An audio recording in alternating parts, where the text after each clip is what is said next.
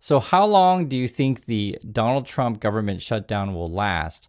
Well, people are actually betting on this, and the current bet is that it's going to be greater than 30 days. So again, we're talking about the government shutdown.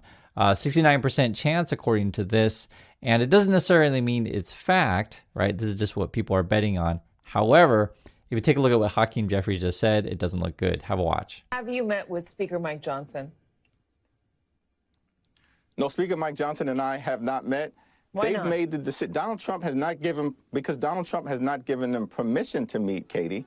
And we know that until Donald Trump gives them permission to meet, they're going to continue to hide as it relates to sitting down and negotiating a bipartisan agreement. So basically, the two sides aren't meeting. And then you have Donald Trump, who is overseas, looking for ways to enrich himself and put money into his pocket. Now, if you take a look at what Republicans are saying today, this is Mike Lee. He's a senator from Utah.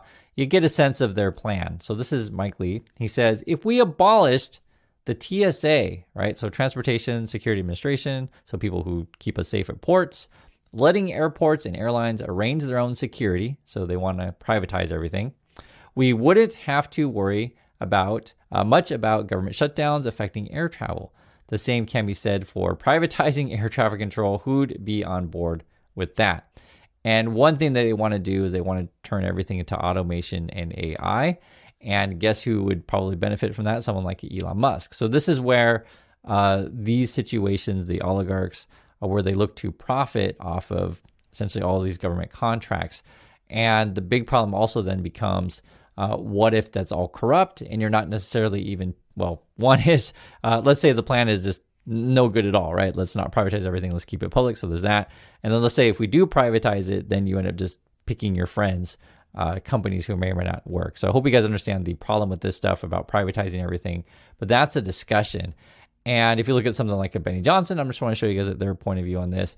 They're always celebrating that things like the Department of Education are being dismantled. Trump and Russ Vought were referring to the shutdown as an opportunity because they want to fire everyone. And again, you will, from their point of view, you privatize stuff. In my opinion, that should be public. So for example, one big beneficiary of all of the ICE arrests is the private prison system. And I've told you guys about this before, both Pam Bondi and Holman. These are people in Trump's administration. They used to be lobbyists for the private prison system. So this is a geo. If you guys don't know, you can find my other videos on that. But that's sort of where we're going. And it becomes even more apparent to where today there was a hot mic moment where Trump was caught on camera. If you want to watch the video, you can. But I'll just say this. It's really hard to pick out the words that they're saying. However, the Reuters actually did. So I'll just read the transcript. It's way better to read this.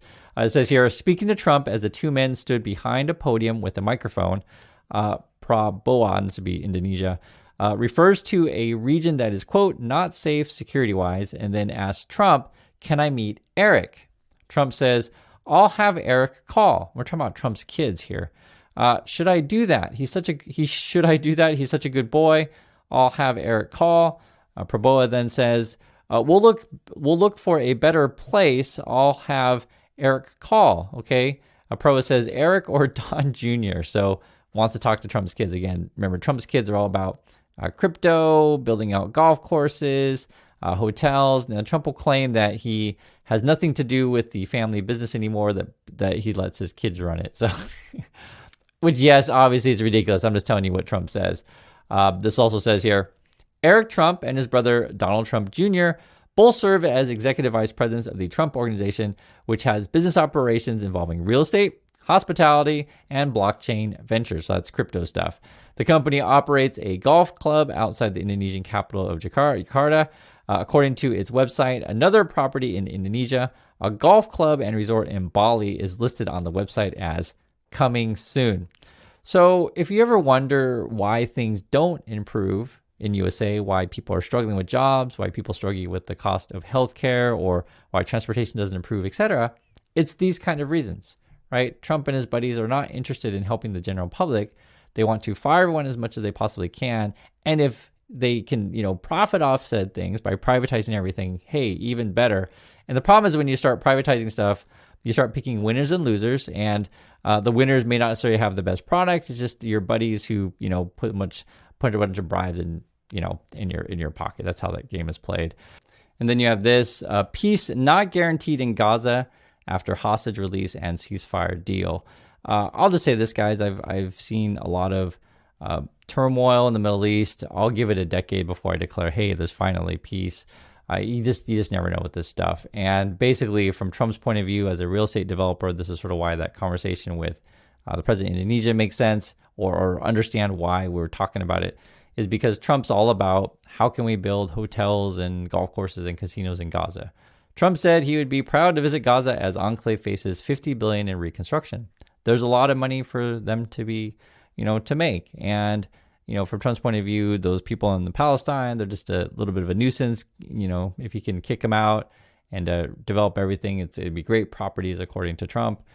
And, we talked about this before on the channel. You can find my older video on this. They leaked out a plan showing said things. And it just goes on and on with the Trump people.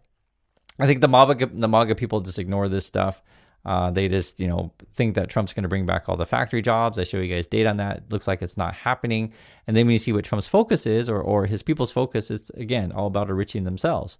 So, for example, this is in the Wall Street Journal today. Trump allies sold sponsorship to what appeared to be a Treasury event. It wasn't. And essentially what it is there's planning in place and everyone's circling around, right? All the bros and the broliarchs and such, Elon Musk, etc., those kind of people. And they're looking to, benefit off government contracts. So having cocktail parties. And I guess the rumor was that Scott Bessent was going to speak about AI investing, etc. And then this is what's going on in USA. And I just want to sort of juxtapose the differences between what the Trumps and Musk are up to and then what regular Americans are up to. Basically, Americans are just fighting each other. That's essentially what it ends up being. And so then you ignore what Trump and Musk are up to, right? You forget about the inequalities in society and just blame your fellow workers. So, for example, this is just today here, U.S. approaching 340 mass shootings this year after a deadly weekend. I mean, it really is a lot. And the way you're defining this, I think it's if a shooting involves 4 or more people other than the shooter. I'll read a little bit here. It says 337 mass shootings occurred so far this year. We're not even finished with the year yet.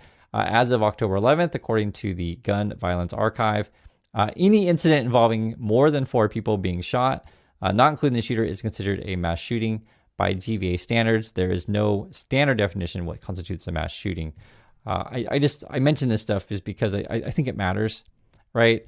I would prefer not having mass shootings in the USA. I think it's just the reality. It's unsafe in many places there. Too many people have guns. There's too much economic inequality. You have a lot of crime, right, for all kinds of reasons because of society isn't there to support the people. And effectively what it ends up being, if you want to go down the Trump point of view, just to understand how this is all constructed, Trump will just, again, get you to blame your fellow worker. That's what the Trump people want. They don't want you to question Elon Musk or Donald Trump. They want you to worship their wealth, in fact.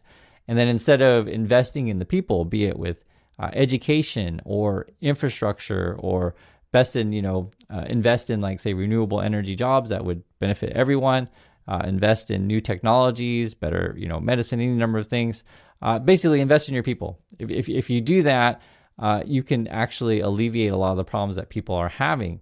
But if you don't do that, right, which is essentially the Republican plan, if you want to privatize everything, try to profit off everything that you possibly can, and then you get gross inequalities, and then you just get this stuff, right? Massive violence in the USA. And this is unfortunate truth.